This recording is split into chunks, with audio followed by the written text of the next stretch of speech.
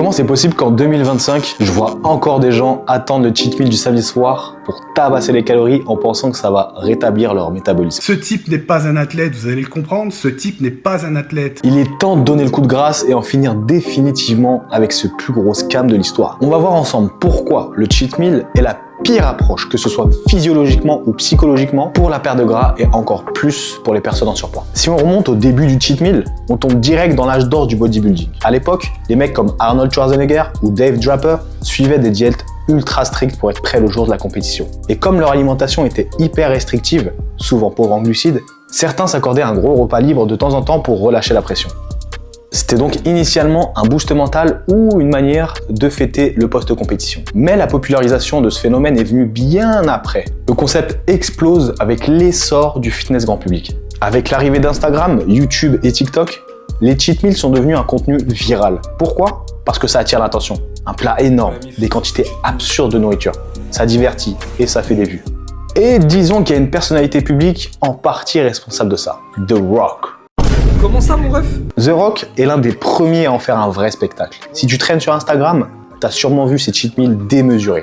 Pancake XXL, montagne de sushi, pizza géante. C'est devenu un vrai phénomène. Puis, par la suite, t'as certains coachs et auteurs d'articles qui ont amplifié le mythe en prétendant que le cheat meal pouvait relancer le métabolisme et favoriser la perte de gras sans aucun fondement scientifique. Voilà comment le cheat meal a été popularisé à tort dans l'industrie du fitness. Maintenant que ça c'est dit, je vais te montrer pourquoi le cheat meal n'a quasi, si ce n'est aucun impact positif sur ton métabolisme. L'argument principal des fervents défenseurs du cheat meal serait qu'il pourrait relancer tes niveaux de leptine. Pour rappel, la leptine est une hormone produite majoritairement par les cellules graisseuses. Son rôle principal est de réguler l'appétit et le métabolisme, en envoyant un signal au cerveau pour indiquer que le corps a suffisamment d'énergie et qu'il peut réduire la faim. Lors d'un déficit calorique prolongé, les niveaux de leptine vont diminuer petit à petit.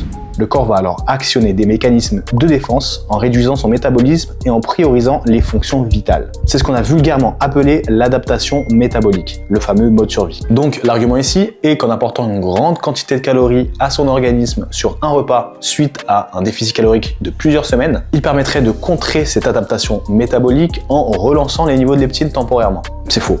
Voilà pourquoi. Lors d'un cheat meal, on apporte une dose excessive de calories sur une période courte, généralement un repas. Or, selon la science, plus le déficit a été long, plus il faudra de temps pour relancer les niveaux de leptine à des niveaux optimaux. Donc un seul repas n'aura quasiment aucun impact sur les niveaux de leptine. De plus, les cheat meals sont composés majoritairement d'aliments ultra transformés, pauvres en nutriments, riches en acides gras polyinsaturés et monoinsaturés, et ça en fait donc des bombes caloriques à cause de tout ce gras. Une étude scientifique publiée en 2021 a démontré qu'une alimentation haute en lipides, et plus particulièrement des acides gras monoinsaturés, provoquerait de la résistance à la leptine, et que seule une consommation d'oméga 3 avait eu un très léger impact positif sur la leptine, et uniquement chez les hommes. On peut donc affirmer avec certitude que l'argument principal des fervents défenseurs du cheat meal est totalement infondé. Ok, maintenant que ça c'est dit, on va voir ensemble, selon moi, pourquoi le cheat meal est une énorme erreur, encore plus pour les personnes en surpoids. Le concept du cheat meal réside dans le fait de suivre un plan alimentaire bien cadré toute la semaine et s'accorder un repas plaisir souvent le week-end. Et ce qui me dérange dans cette approche, c'est que l'idée de plaisir de base ne vient qu'en compensation d'une restriction sur toute la semaine. Plutôt que de répartir les aliments plaisir intelligemment tout au long de la semaine en respectant ton total calorique, tu vas suivre un cadre bien strict toute la semaine, accumuler de la frustration et éclater les calories le jour J. Et cette approche te mènera tout droit vers des TCA. Chez les personnes obèses ou en surpoids, le risque des TCA est beaucoup plus accru que la normale. Notamment car la faim est totalement déréglée par des facteurs hormonaux et psychologiques. Résistance à la leptine, dysfonctionnement de la gréline, l'altération de l'hypothalamus. Viendra s'ajouter en plus de ça l'influence des aliments ultra transformés qui stimulent la dopamine et encouragent la surconsommation. Tous ces facteurs bouleversent totalement ton rapport à la nourriture. Boulimie, hyperphagie et j'en passe, c'est souvent le quotidien d'un bon nombre d'entre nous. Ça l'a été pour moi d'ailleurs. Donc adapter une approche en prenant en compte des cheat meals dans sa semaine ne fera qu'aggraver la situation. C'est simple, c'est comme si tu disais à un alcoolique de se restreindre toute la semaine, ne pas boire une seule goutte d'alcool, mais qu'à l'inverse, le week-end, hop, open bar, tu peux te bourrer la gueule. Ça n'a aucun sens. Et je t'assure qu'il sera toute sa vie alcoolique. Ok, maintenant qu'on a éclaté le mythe du cheat meal et ses bienfaits, On va voir ensemble comment retrouver une relation saine avec la nourriture et comment relancer ton métabolisme de manière efficace quand tu traverses une phase de plateau dans ta perte de poids. Alors, premier conseil, ne supprime aucun aliment plaisir de ton quotidien. Alors non seulement ça ne va pas nuire à tes objectifs à court, moyen ou long terme, et justement ça va te permettre de tenir sur le long terme ta diète. La meilleure diète qui soit, c'est celle qui correspond à ton mode de vie. Quelle grâce. Non, c'est bon. Je veux goûter c'est la fraise. Moi, je suis un peu gourmand.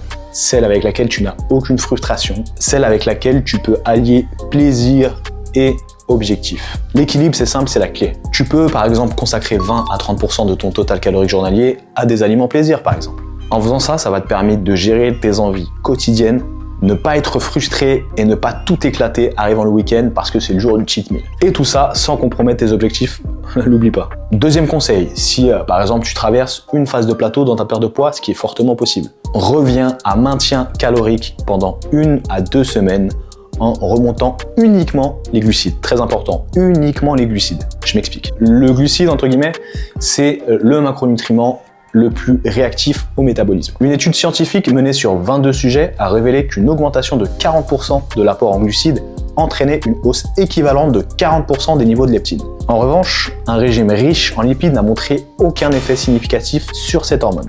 Donc, réintroduire des glucides dans ta diète à hauteur de maintenance va te permettre de recharger tes niveaux, recharger tes stocks de glycogène, reperformer à la salle et j'en passe. À l'inverse du cheat meal qui va seulement t'apporter peut-être une satisfaction sur l'instant T, mais avec de la rétention d'eau et un caca bien anabolique qui attend sur la cuvette déchirée. Donc voilà l'ensemble des raisons qui, selon moi, fait du cheat meal une chose à bannir de son mode de vie. Sache que je mets en pratique tous ces conseils, que ce soit nutrition, musculation, etc., dans mon projet Plus Jamais Fat. Plus Jamais Fat, c'est quoi ?